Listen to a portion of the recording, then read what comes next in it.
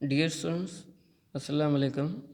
Today we start the lecture for class metric, subject physics, chapter number 3rd and lecture number 5.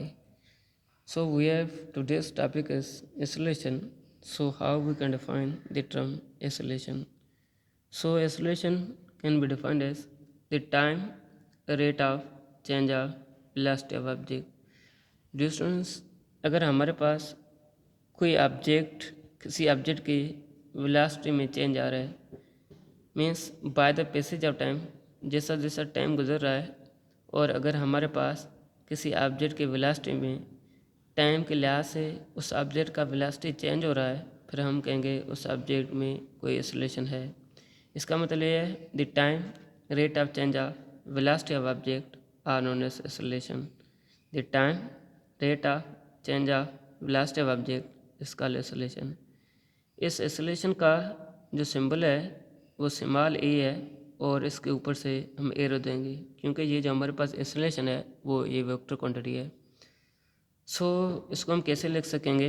Acceleration which is equal to change in velocity upon time. Dear students, ये जो हमारे पास change in velocity है इसका जो symbol है वो delta v है।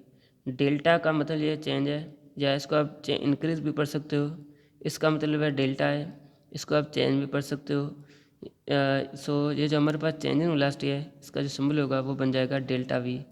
So velocity हमारे पास वेक्टर है, इसकी वजह से हम इसके ऊपर से एरो देंगे। ये जो हमारे पास टाइम है, ये जो हमारे पास टाइम है, इस टाइम का जो सिंबल है हमारे पास स्मॉल टी है, या इसका हमारे पास जो सिंबल है वो है डेल्टा टी है। फिर हम इसको ऐसा लिख सकते हैं स्टूडेंट्स, एक्सेलरेशन का सिंबल स्मॉल है, ये वेक्टर क्वांटिटी है, इसकी वजह से हमने ऊपर दे दिया, is equal to change in velocity का सिंबल डेल्टा वी है, ये वेक्टर क्वांटिटी है, इसकी वजह से हमने इसको ऊपर दे दिया। पान में हमारे पास स्मॉल टी है क्योंकि टाइम का जो सिंबल है वो स्मॉल टी है। So dear students, it is a vector quantity, ये जो हमारे पास वेक्टर क्वांटिटी है और इसका हमारे पास जो यूनिट बनेगा एक्सेलरेशन का वो बनेगा metre per second square. So dear student, acceleration हमें किसके बराबर हो जाएगा? एक्सेलरेशन हमारे पास बराबर हो जाएगा change in velocity upon time. और ये जो हमारे पास एक्सेलरेशन है ये वेक्टर क्वांटिटी है और इसका हमारे पास जो यूनिट बनेगा वो बनेगा metre per second square.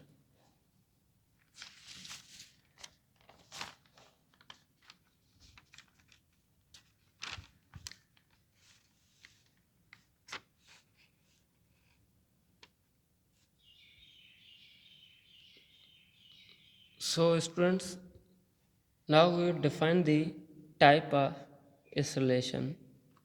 So we have the first type of acceleration is positive acceleration.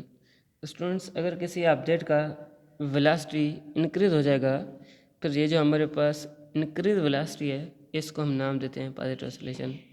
Means when the velocity of object increase continuously, अगर किसी ऑब्जेक्ट का वेलोसिटी कंटिन्यूसली इंक्रीज होगा फिर उस ऑब्जेक्ट की इंक्रीज वेलोसिटी को हम नाम देते हैं positive acceleration. Means positive acceleration can be defined as when the velocity of object increase continuously are suppose to be positive acceleration. उसके बाद हमारे पास जो नेगेटिव एक्सेलरेशन है, नेगेटिव एक्सेलरेशन का मतलब है when the velocity of object decrease continuously. Distance, अगर किसी ऑब्जेक्ट का वेलोसिटी कंटिन्यूसली डिक्रीज होगा फिर हम इसको हम नाम देते हैं नेगेटिव एक्सेलरेशन।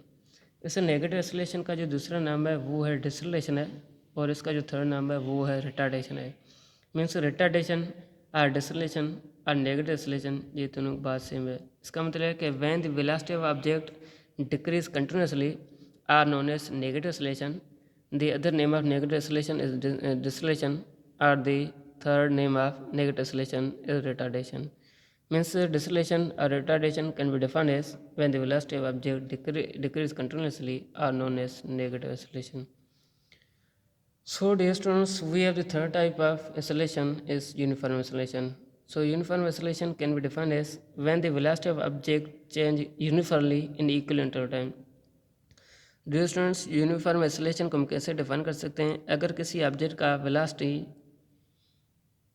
सेम, अगर किसी ऑब्जेक्ट का change in velocity same time में चेंज होगा, means when the velocity of object change uniformly by the equal interval time are known as uniform acceleration. Dear uniform का मतलब है नॉट सेम या same.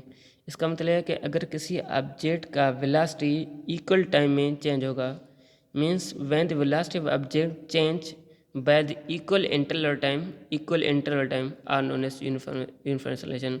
Uniform acceleration का मतलब यह है कि अगर यूनिफॉर्म का मतलब यह है कि नॉट चेंज, सेम या कांस्टेंट। हमारे कहने का मतलब है कि अगर किसी ऑब्जेक्ट का velocity equal amount of time में सेम चेंज होगा, मीन्स इसका मतलब है कि जो हमारे पास चेंज इन वेलोसिटी होगा वो भी सेम होगा, और हमारे पास जो चेंज इन टाइम है वो भी सेम होगा। जब चेंज इन वेलोसिटी और चेंज इन टाइम दोनों सेम हो जाएंगे पर हमारे पास उस ऑब्जेक्ट का जो एक्सेलरेशन होगा वो यूनिफॉर्म एक्सेलरेशन कहलाएगा। So we have the one is average acceleration. Student average acceleration को हम कैसे डिफाइन कर सकते हैं? इस एवरेज एक्सेलरेशन का मतलब यह है कि अगर हम किसी ऑब्जेक्ट की टोटल वेलोसिटी को टोटल टाइम से डिवाइड करेंगे, means when the total velocity of object divided by total time then it is formed as average acceleration. Student average acceleration तब बनेगा जब हम किसी ऑब्जेक्ट की टोटल वेलोसिटी को टोटल टाइम से डिवाइड करेंगे, हमारे पास एवरेज एक्सेलरेशन मिल जाएगा। या आप इसको तो ये जो हमारे पास टर्म एक्सेलरेशन है इसको आप ऐसे डिफाइन कर सकते हो, the ratio between change in velocity and the total time interval are known as average acceleration. So average acceleration can be defined as when the change in velocity of object divided by change in total time taken by the object are known as average acceleration. Means ये जो हमारे पास term average acceleration है student, average acceleration दो term के बीच में ratio है। एक तो हमारे पास the ratio between change in velocity and the ratio between change in velocity and the change in time are known as average acceleration. So in other words, it can be defined as when the total velocity of object divided by the total time taken are known as average acceleration. Students A का मतलब है हमारे पास यहाँ पे acceleration है, A V का मतलब ये है हमारे पास एवरेज है। इसका मतलब है हमारे पास जो एवरेज एक्सेलरेशन का सिंबल होगा वो होगा एक्सेलरेशन, ए का एक्सेलरेशन, ए वी का मतलब एवरेज एक्सेलरेशन। इसको हम पढ़ेंगे एवरेज एक्सेलरेशन। तो स्टूडेंट इसको हम ऐसा नहीं लिखेंगे, पहले हम ए वी लिखेंगे फिर ए नहीं लिखेंगे, पहले हम लिखेंगे एक्सेलरेशन फिर हम लिखेंगे ए वी। इसका मतलब है इसको हम लिखेंगे ए एक्सेलरेशन और ए वी, और इसको हम पढ़ेंगे average acceleration. So average acceleration बराबर हो जाएगा change in velocity means delta we upon change in time means delta T के बराबर हो जाएगा। सो डियर स्टूडेंट्स, हमारे पास यहाँ पे प्रॉब्लम नंबर 1 है। प्रॉब्लम नंबर 1 में हमारे पास ये क्या कह रहा है, फाइंड द एक्सेलरेशन। क्या इसका मतलब है हमें किसी ऑब्जेक्ट की एक्सेलरेशन मालूम करना है when the velocity covered by the object 10 metre per second. Dear student, हमारे पास ये कह रहा है हम किसी भी ऑब्जेक्ट की एक्सेलरेशन मालूम करना है, जबकि हमारे पास ये जो दे रहा है इस ऑब्जेक्ट ने जो वेलोसिटी कवर किया वो 10 मीटर पर सेकंड किया। इसने वेलोसिटी कितने टाइम में कवर किया, इसने जो वेलोसिटी कवर किया वो है 50, इसको 5 सेकंड लगा। सो स्टूडेंट्स, हमने यहाँ पे डेटा लिख लिया, हमें यहाँ पे एक्सेलरेशन मालूम करना है, हमने यहाँ पे ये क्वेश्चन मार्क दे दिया। हमारे पास वेलोसिटी मिला हुआ है, वेलोसिटी 10 मीटर पर सेकंड है, जबकि हमारे पास टाइम है वो 5 सेकंड है।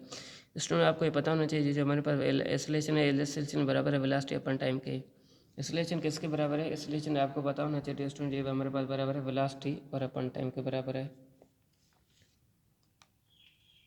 सो हमारे पास क्या हो जाएगा स्टूडेंट्स, अभी हमारे पास क्या हो जाएगा, ये जो हमारे पास स्पेशली हमारे पास हमने क्या किया, जो हमारे पास जो वेलोसिटी मिला होता है वो 10 मिला होता है, हमारे पास जो टाइम मिला होता है वो 5 मिला हुआ है। हमने 5 का टेबल 10 पे लगाया, हमारे पास 2 है। इसका मतलब है स्टूडेंट हमें जो एक्सेलरेशन मिला वो 2 मीटर पर सेकंड स्क्वायर मिला। सो हमारे पास दूसरा प्रॉब्लम नंबर 2 हमें ये मिला हुआ है कि find the velocity of object. Student, इसमें हमें किसी ऑब्जेक्ट का वेलोसिटी मालूम करना चाहिए। व्हेन द एक्सेलरेशन कितना मिला हुआ है 20 मीटर पर सेकंड मिला हुआ है, and the time is 10 second, जबकि हमारे पास टाइम जो मिला हुआ है वो 10 सेकंड मिला हुआ है। स्टूडेंट, इस प्रॉब्लम में हम वेलोसिटी मालूम करना चाहिए। इस प्रॉब्लम में हमने एक्सेलरेशन दिया है, एक्सेलरेशन कितना दिया है 20 मीटर पर सेकंड इसका दिया है, जबकि इसने इस प्रॉब्लम में टाइम जो दिया वो 10 सेकंड दिया। स्टूडेंट, हमने यहाँ से डेटा लिख लिया, ये एक्सेलरेशन है, हमें वेलोसिटी में मालूम करना है, हमने क्वेश्चन मार्क दे दिया है। एक्सेलरेशन हमें 20 मीटर पर सेकंड मिला हुआ है, हमें टाइम जो है 10 सेकंड मिला हुआ है। सो ये जो हमारे पास एक्सेलरेशन है, एक्सेलरेशन किसके बराबर है? Change in velocity upon time का। इसका मतलब है एक्सेलरेशन बराबर है वेलोसिटी अपन टाइम का। स्टूडेंट, हमने यहाँ पे वी को बाहर निकाला है, क्योंकि हमने यहाँ पे डेटा में वी मालूम करना है। इसको हम बाय क्रॉस मल्टीप्लाई करेंगे, ये जो हमारे पास इसके ए के ऊपर 1 है, ये वी जो है 1 के साथ मल्टीप्लाई हो जाएगा, वी बन जाएगा। ये जो हमारे पास ए है वो जाकर टी के साथ मल्टीप्लाई हो जाएगा। इसका मतलब हमारे पास जो वी है वो बन जाएगा ए टी के बराबर हो जाएगा।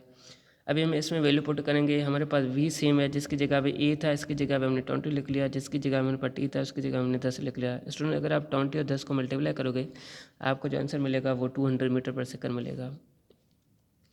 सो students, we have the third problem number 3 में हमें ये कह रहा है find the time taken by object. हमें किसी भी ऑब्जेक्ट का टाइम मालूम करना है when the velocity covered by the object, जबकि हमारे पास जो वेलोसिटी है वो है 50 मीटर पर सेकंड है, जबकि हमारे पास जो एक्सेलरेशन है वो है हमारे पास 20 मीटर पर सेकंड स्क्वायर है।